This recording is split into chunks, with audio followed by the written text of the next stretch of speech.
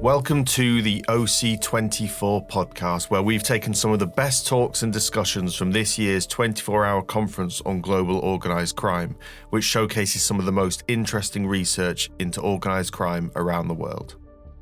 This episode is called Los Plebes, Young People Working for Mexican Cartels. All right, so thank you very much for joining us. My name is Karina Garcia. I'm based in the University of Bristol. I'm currently working on drug trafficking violence in Mexico and the global war on drugs. And today I have the privilege of being moderating this talk about an excellent film by Eduardo Giralt called Los Plebes.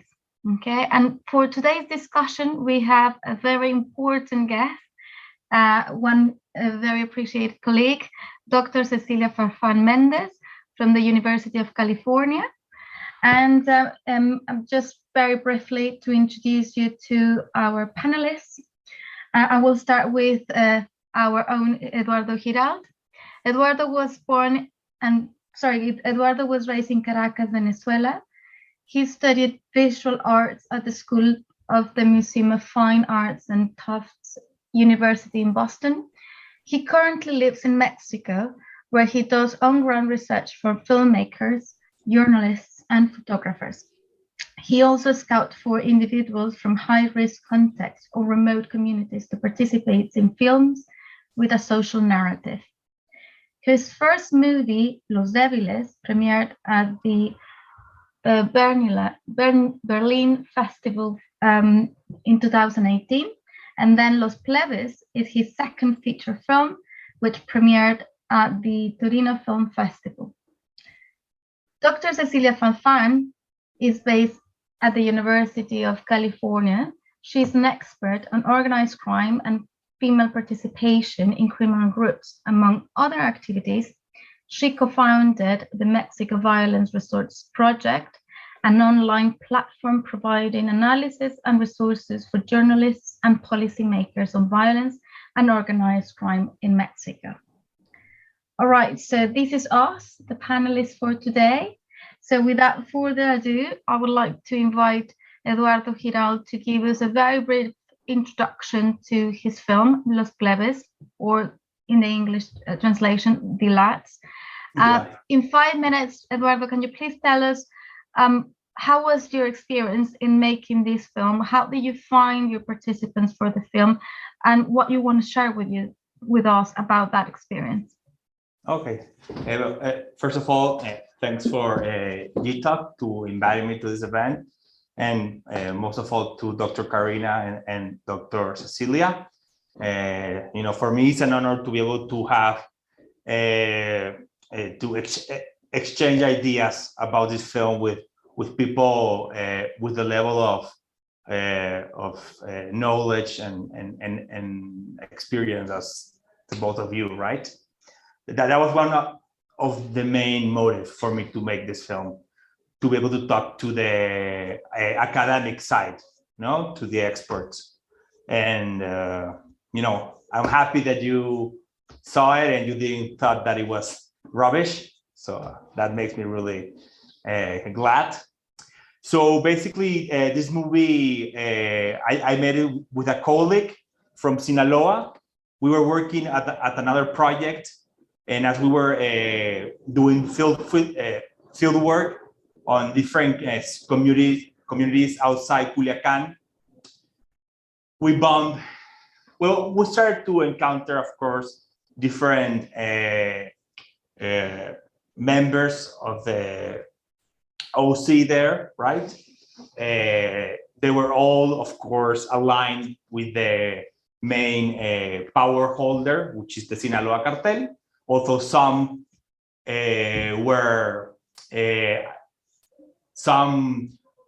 follow orders from the part of the Chapitos, while others from the Mayo Zambadas, right? But in each town we went, there was like a small cell, that it was a clan, and they had their sort of like a feudal lord, and that feudal lord followed orders from the guys on the top. So we were amazed that they were really welcoming, especially in this town. And we were able to engage with a lot of the grunts, right? Foot soldiers. And we had a lot of quality time. So after we finished that project, my colleague and I were like, hey, so if we have this access, it will be a shame if we don't do something ourselves, with this kids or youngsters. So that's when we decided to make a film, and we decided that it was going to be about what they do in their free time as millennials, as centennials, right? It wasn't going to be about the violence per se. We wanted to show them as universal teenagers. And that was the main aim, and that's what the film is about. I always say that the film is not about narcos, it's about lost youth or youngsters that were born at the wrong place in the wrong time, under the wrong circumstances, of course. Brilliant. Thank you very much, Eduardo. So we're going to start the conversation now with Eduardo. So for those who are following us, just for you to know, we will have around, let's say, 35 minutes for the three of us to talk about this film. And then I'm going to open the floor for questions from the audience. Because of the time limitations and because this film is so rich, we're going to limit the conversation to four topics, okay? With the intention of getting to know better the participants that Eduardo met for this film. So one of those topics is poverty. The second topic is the belief system, their values, what their aspirations, and so on. We will also focus on the different types of violence they experience in their life, domestic violence, maybe abuse, maybe gender violence, gun violence, or dysfunctional families, and so on. And finally, we would like to talk about the recruitment process, if you know a little bit how that happened, Eduardo. So if you don't mind, I'm going to start with a question for you. That's going to be the format, Eduardo. Cecilia and I will ask you questions about these four topics. And for the audience, by the way, obviously in the Q&A, you can ask whatever you want. We just have to, narrow it down to these four topics. So my first question, Eduardo, for you is about their life stories a little bit. I know in the film, as we saw, there's like one main character, which is who is La Vagancia, right? But I'm sure that you met a lot of young people. And I love the way you describe this film because I think it's just spot on. This is not about narcos. This is about lost youth. And I completely agree with you. So can you tell us a little bit more about what they told you about their families, their fathers, their mothers, their childhood? Yeah, so the interesting aspect was that despite the fact that most of them came from the same rural community, because I couldn't call it a town, there's like no paved ways. It's just like a bunch of houses with dirt roads, and some of the lucky ones have street lights. So all of them are from there, but each one of them has like a different background. So the main character, the one whose face you actually see, he comes from he was raised with a single mother who worked she worked as a house cleaning, doing house cleaning, and he had other siblings, but he was like the most problematic one. And since his mom was too busy working, she couldn't like be on top of him. But like he doesn't come from like a broken family. You know, the house where we film, you can hear him say, "Oh, if my grandmother walks by, she's gonna have like a heart attack." So there was like a really close family net there, you know. However, he did get hooked up on crystal meth at a young age, and that's what, in a way, took him to the streets, right? And he was involved in some, you know, sometimes of like petty thieves, nothing really important. But he told me that the moment that he got his act together was when he, I don't remember how, and this is like the second story that starts the same way, because I was in Tecate interviewing a coyote, you know, a people smuggler, and he told me that he got into the business in the same way, which is they were cleaning cars, and one of their main clients was like a local crime lord, and the local crime lord got, you know, fun of him, and like he told him, "Hey, why don't you work for me?"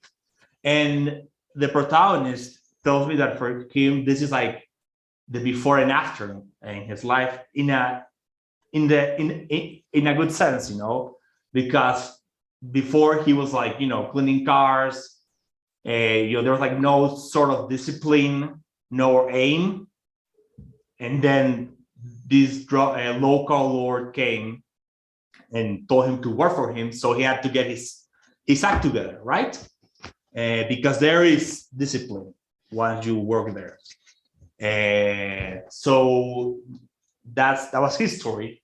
While the younger kid, which I don't know if the audience was able to see him on the clip I choose, now I don't know, which is like the counterpart. We call him Pete.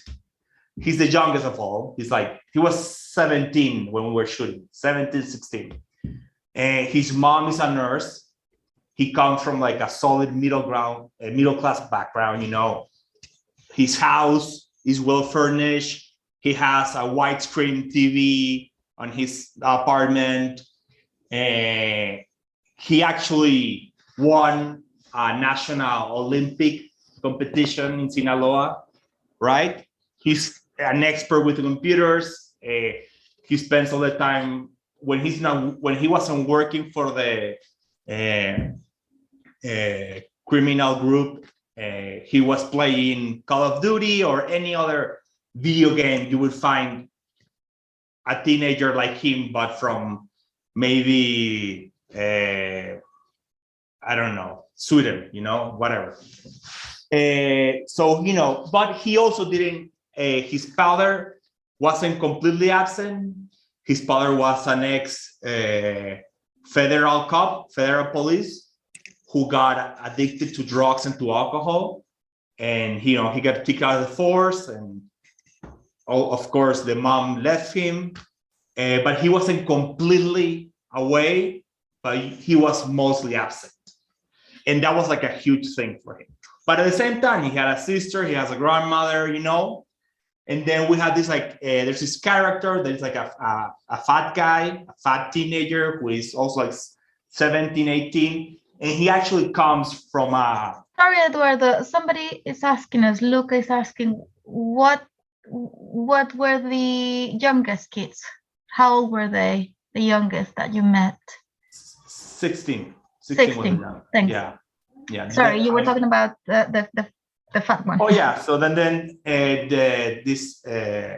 the computer geek, he had a best friend who was this fat teenager, and this fat teenager came from a family clan that was really well known in the town as being part of the local crime groups. And his dad had been really important, and his brothers were lieutenants for the current crime lord. So he came from, let's say, like a crime dynasty. And then, there was another that was son of a carpenter. There was another who both of his parents were happily married, and one of them, his dad worked for the electricity company. So it wasn't the typical idea that people have of like broken homes and those type of situations. And I really like what you're saying about this is not necessarily dysfunctional, even though you're talking about, for example, in the case of La Vagancia, with a single, a family with just like the mother, usually it's understood in Mexico, dysfunctional family, just because of the absence of the father. So I really like that your approach, that not necessarily because we don't have the authority or the figure of the father is necessarily dysfunctional. So from what you're saying, I can see that maybe more than dysfunctional families, we're talking about children that perhaps were neglected, in the sense that they were alone most of the times. And the other common thing that I noticed from what you were saying is drug addictions. Perhaps in one case it was the youngster himself who got addicted, and in the other case the father. But you have drug addiction or let's say a drug misuse as a constant, perhaps. Yeah, definitely. All of them. Also, even the youngest one who won the Olympic contest. He told us that for the Olympic contest, it was mathematics, right? Yeah, mathematics. It was quite clever. Yeah. It was. But he was doing like cocaine before the test, and that's why he finished so fast, and he won a prize. Yeah, but the drug factor was present with all of them. Of course, each one of them had their own, let's say, drug of choice. Some was crystal, other was cocaine, other was, it's for me silly to say weed as a drug, but some of them like more weed, and others were more into,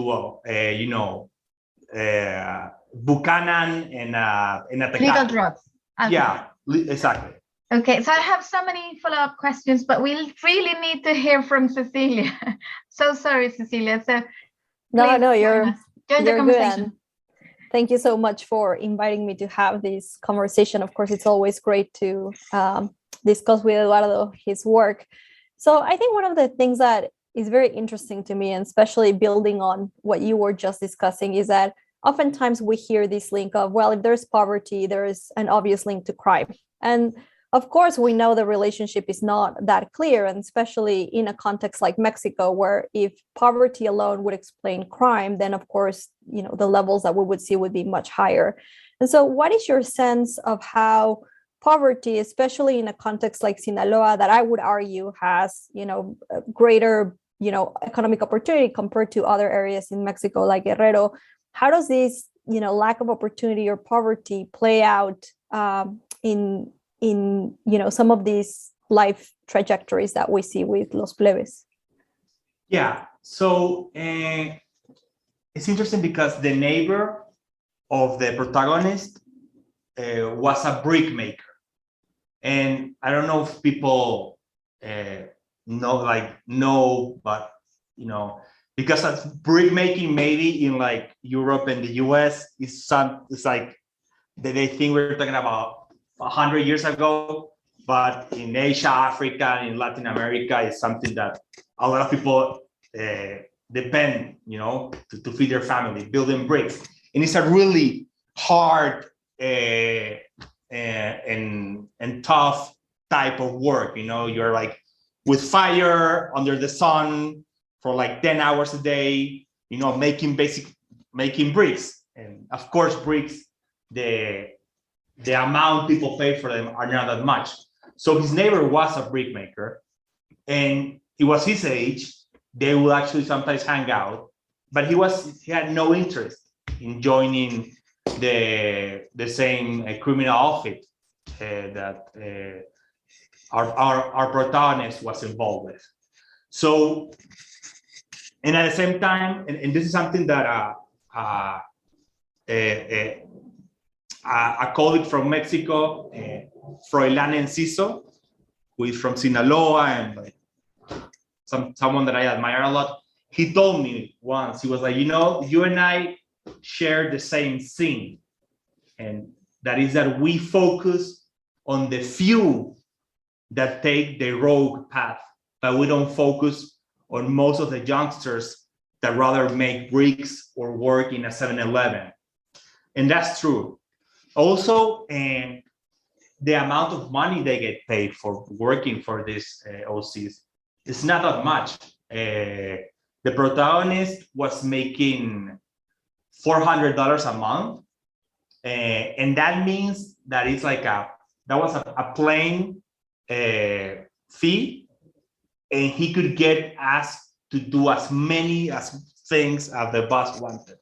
So it wasn't like, okay, I'm gonna pay you this, but if I ask you to go and kill 10 guys in one weekend, I'm gonna pay you more. No, it was like, I'm gonna pay you this, and for that, you basically need to give me all of your violent potential. So I was like, okay, so he's making almost what someone working at the 7-Eleven makes, 4,000 pesos a week, even, and with the exception that the guy from the 7-Eleven gets paid every month. In this case, they would spend like 3 months without getting paid because there's no transactions, digital transactions. So all the cash, they need to move it through cars. And sometimes the cars get stopped sold by the government, or they have accidents, so the money doesn't arrive. So as you said, for me, it's not a poverty thing. Of course, it's one of the factors of this perfect storm. But, India has much more poverty, and they don't have the type of crime that we have, or Cambodia, Laos have much more poverty, and they, they don't have this type of criminal outfits. Of course, maybe you can talk about Myanmar, that have a similar concept, and they do have, huge armies of sicarios. But but it's not because of poverty. It's for me, it's basically like the street capital and the network of poverty that surrounds it. Also, being like orphan citizens, in the sense that the guys who control violence is not the government, but non-state actors. So you depend on them for the protection of your family. So that is also a huge incentive to join them, right? Also, well, I don't know, Cecilia, please cut me off whenever you want, because I can talk about how poverty is not the main, source of. I want to jump in as well. Sorry. Sure. It's just because I think it's quite linked to what you're saying in terms of poverty. Obviously, poverty does not explain. It's not the only variable, and definitely on its own, it doesn't explain violence. So that's why I wanted to ask you in this sense, what are the values? What are the beliefs? Because from my perspective, a very qualitative perspective, I do believe that we really have to identify and understand what they understand as truth, how they see the world, what makes sense for them, how do they see the world. So in one of the videos that we saw earlier, somebody was talking about respect. So I wanted to ask you about masculinities, that the classic concept of toxic masculinities, in the sense of I need to be tough, maybe it's a stereotype, but I have this image of people, men, you're usually in Mexico, but especially in Sinaloa, that they're quite aggressive. In order to be a man, to be regarded as a man, you have to display certain behaviors, and violence is one of them. So what do you think about this? Do you think that these beliefs or this sort of very violent masculinity plays a role in this? Well, I think that it's like, the context creates and the circumstances shape the men, right? So if you are if you are born in Silicon Valley, you wanna make sure you're like a tech geek, right? And you know a lot about technology and apps and all of that. Here in Sinaloa, but also Colombia, like a lot part of Mexico, but like Central America, violence is an asset, a really important asset. And this construction of masculinity has a lot to do about having or transmitting the necessary violent reputation and also a lack of fear reputation, right?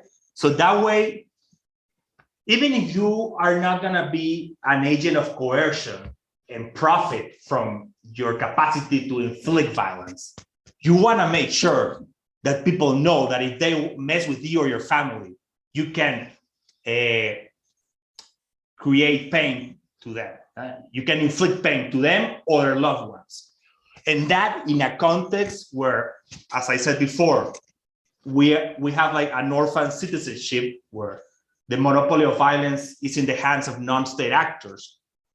For the survival is also really important, and I think that has to do with this idea of this construction of this type of masculinity, tough, intimidating, that type. Brilliant. Thank you very much. Cecilia, you want to carry on with your questions? Yes, we have three questions already from the audience, but I'm going to wait for at the end, okay, to mention them.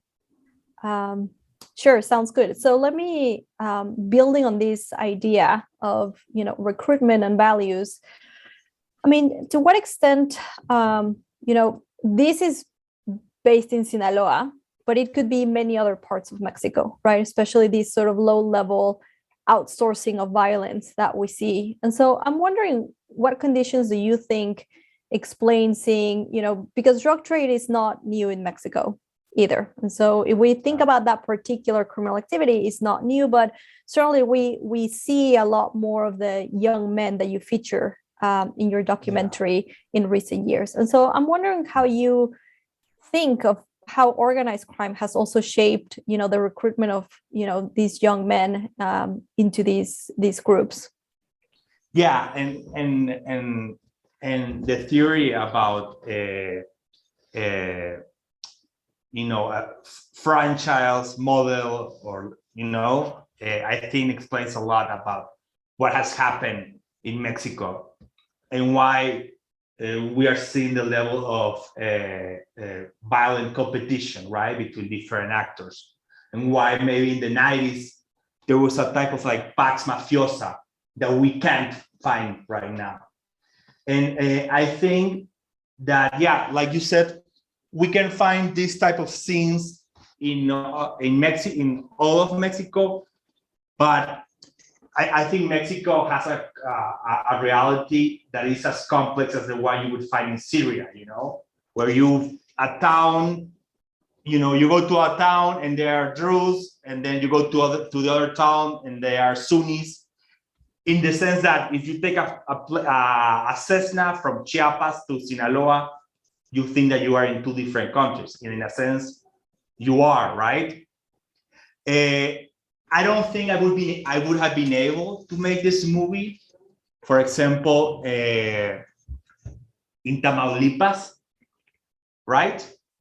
Or maybe Jalisco right now, because of the type of criminal structure you have there. I see that Sinaloa has much more of a hierarchical structure. So in a way, there's more, and this is gonna sound really silly, I know, but there's much more accountability inside Sinaloa.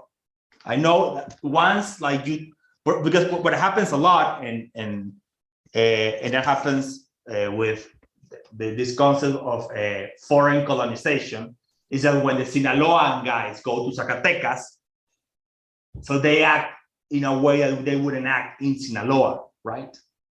But in Sinaloa, because everything is much more pyramidal, everyone needs to ask someone for permission before they do something. So that was what kept us safe, right? So that's something that in Tamaulipas, is completely a will type organization. You know, it's like basically the Cartel del Golfo, or whatever is left of los Zetas, or La Tropa del Infierno. They're basically renting their name to whoever is the best buyer.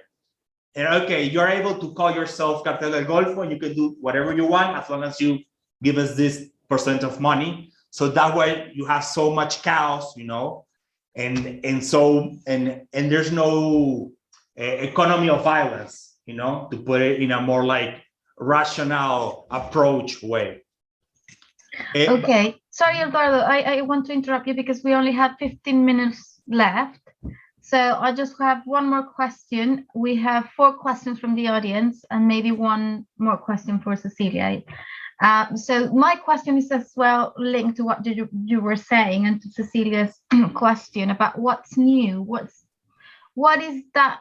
Because it's true that drug violence in Mexico, or drug trade, has been there since the 80s. But how can we explain, you know, this increase of violence? And I was thinking about what you mentioned long time ago in one of our conversations. You were mentioning the millennials, you know, these new generations who are not afraid of showing their faces and in social media, on Instagram, even TikTok, they want to be recognized. So I was thinking, do you think that perhaps these new generations are less concerned with secrecy and with being like low level because they want some sort of, you know, one way to access to this respect is through social media? Do you think that has something to do with it? Well, I think it's true that the concept of anonymity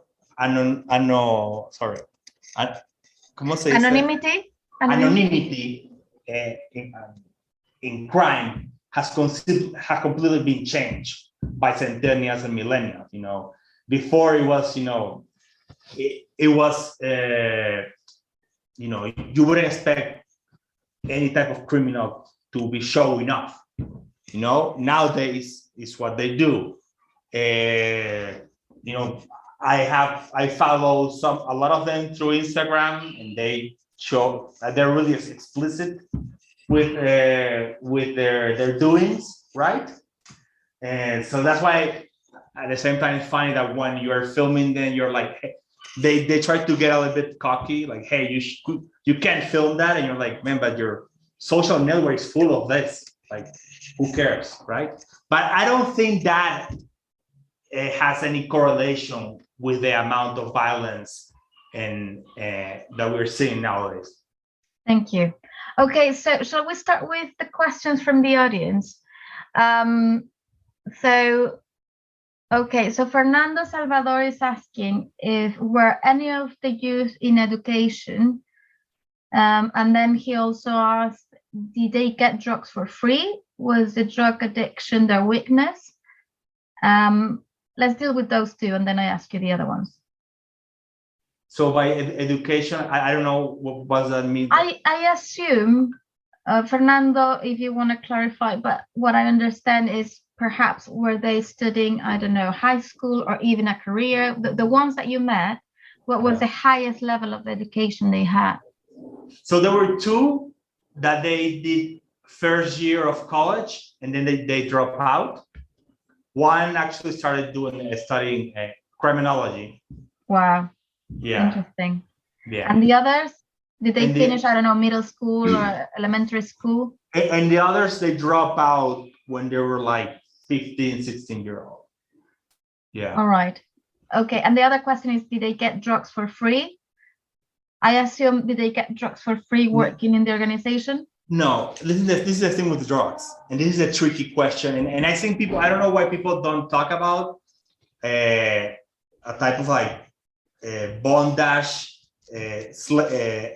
enslaved debt, right? But what do organized crime do?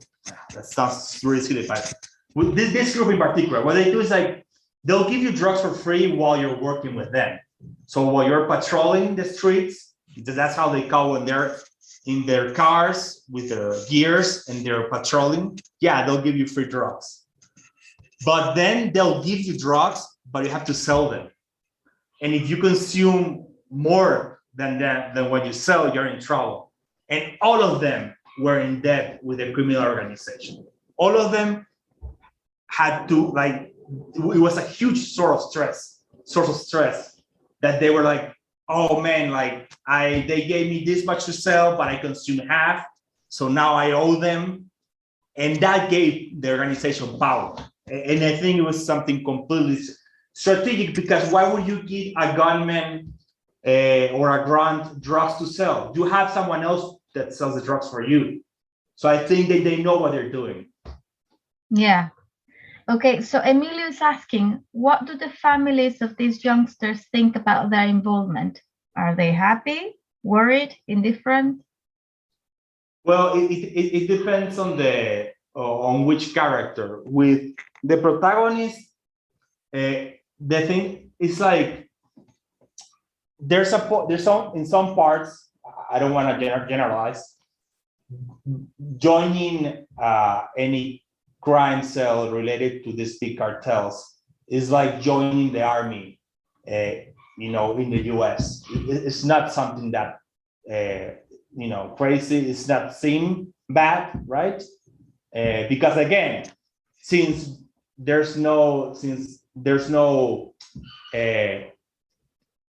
government, but the ones who enforce the law or the shadow law are the drug cartels. They see them as a source of authority. So they don't see them as something bad, Of course, it depends, again, in the social class. The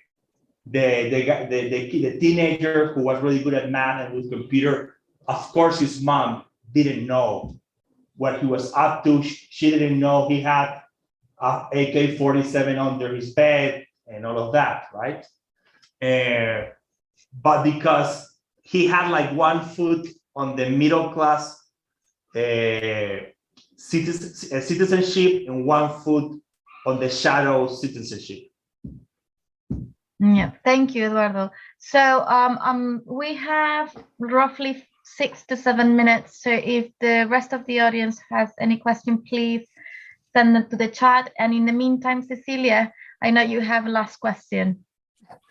Sure. So, I would be remiss if I didn't ask, because this morning I also was on a panel about gender and organized crime. And so, of course, in your documentary, we only follow men and young men. And so the question is, to some extent, the women are featured in the sense of the aspiration of having a girlfriend, or, when they talk about women. But I'm wondering, during the process of, filming their activities, what was your perception of how women may participate in these levels of crime, or if they're involved in other activities, or, where are the women, in the process of filming this?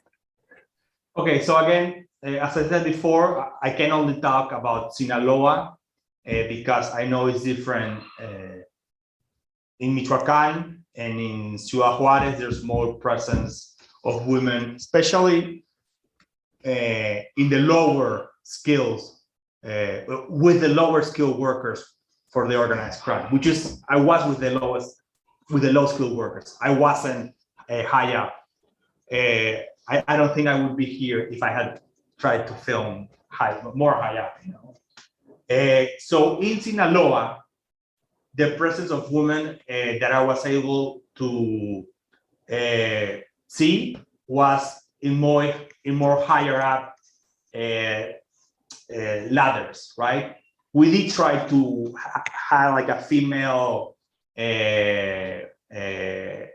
gun woman, and we found one, but she was the bodyguard of the daughter of a big narcos. And based off our research, every time the few women we find, they were in higher up positions in the organization. So what I see is that as a woman in Sinaloa, the most common situation you find is that they came from families who are part of the of the company, as they call it.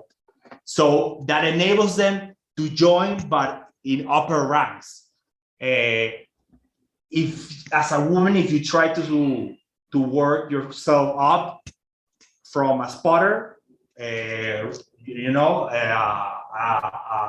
lookout girl in that sense, with a radio, just saying where the soldiers come and all that. I haven't met the first spotter or lookout girl in Sinaloa. So I think that if you're like a poor girl that doesn't have any connections, that your street capital is really poor, or your criminal capital is really poor, it's really hard for you to rise up in Sinaloa, because I know that I know colleagues who have worked Tamaulipas and Juarez, and they've met other type of situations. Yeah, that's a very good point. Thank you, Eduardo. So somebody in the audience is asking if you have in mind to do like a sequel, the second part of Los Plebes. Is that a possibility? Well, no, it's not. Well, I'm working right now on a short film made from footage that was filmed by the protagonist. So after he finished what happened with the protagonist, that his boss he went to prison, and usually there's nothing more vulnerable than an orphan sicario, and that sounds funny, but once your boss is out, every grudge he created, they're gonna look for you to as a payback. So usually when they kill or they arrest the boss, the gunmen, they have to or leave town, or they usually get killed. In the case of the protagonist, he had to go to Guerrero, where he find work as a gunman for another member of the Sinaloa Cartel, who was fighting other groups there. And while he was there, because of the experience with us, he started filming a lot of his daily life for like a year. So I saw him a year ago. He told me, "Hey man, you know what? I have all this material. I don't want for them to be lost if I get killed, and I want to give it to you." So I took it, and they're like 5 hours and 200 photos. So I'm publishing a photo book in the Netherlands, or through a Netherlands editorial on January, about the photo that this guy took. And then with the videos, I'm working on a short film, right? Because it's also different. Like, what's the title of the photo book? Is Sicario Warfare, which Karina also helped me out with the prologue. Yeah, sorry, yeah, I forgot about that. So that, but it I don't think I would call it a sequel, but it's related to Los Plebes. Thank you so much, Eduardo. We only have 1 minute left, so I don't want to say anything else, but thank you so much for sharing this amazing film with us. I honestly believe this is a great contribution to our knowledge and understanding of these lost youth. And I love the way you chose the images and the angles that you allow us to see with this film. Every time I watch it, I find something new. And every time I watch it, I feel different emotions. Thank you so much, Eduardo. I really enjoyed the film. Cecilia, last words.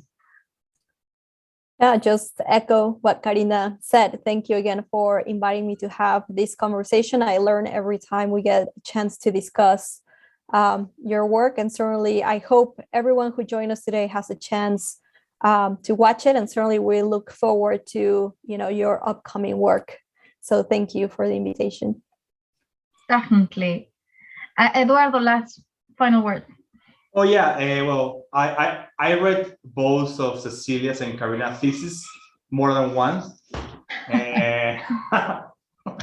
I wish I had read them before I started filming this project. I think I would have been, I would have approached the subject with a different perspective, much more sophisticated. But both of your work and your research has helped me mature a lot. Thank you so much, Eduardo. So that's it. Thank you so much, everybody who joined us. I just had a message from Luca saying that it was worth waking up in the middle of the night. That says it all. So thank you, everybody, again, and keep enjoying these 24 hours of organized crime talks. Thank you for listening to the OC24 podcast. For more talks, have a look at the podcast feed on whichever platform you use. There are loads more to listen to. Video versions of these talks are also available on the Global Initiative Against Transnational Organised Crime YouTube channel. If you would like to share these talks around, we ask that you use the hashtag OC24 and let us know what you think. The 24-hour conference on global organised crime is brought to you by the European Consortium of Political Research Standing Group on Organised Crime, the Centre for Information and Research on Organised Crime, the International Association for the Study of Organised Crime, and the Global Initiative Against Transnational Organised Crime. For more information, head over to oc24.globalinitiative.net.